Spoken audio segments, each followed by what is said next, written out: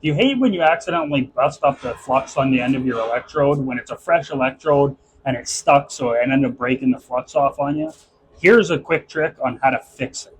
The idea is you want to keep your machine settings all the same as you would if you were welding with them. If you're welding cold, obviously you should be turning that up in the first place, but this is how I clean it up. I have a piece of scrap that I usually set my machine up with before doing any actual work.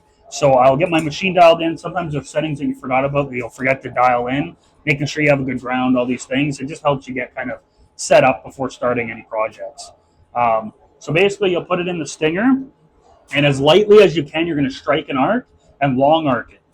It doesn't matter what the weld looks like. Like I said, it's a piece of scrap. You're going to just let it burn until it burns back into that flux, and then you're just going to flick it off so the slag doesn't stick to the end, so you don't start from square one again.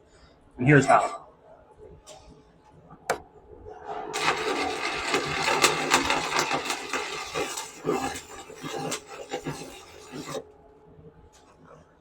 So now you can see our rod is ready to be welded with again. There's a little bit of slag on the end, but it's not bad. It's actually going to be nice and easy to start that. So you're just going to break that off just a little bit, just like so. Now we can strike it as an actual weld.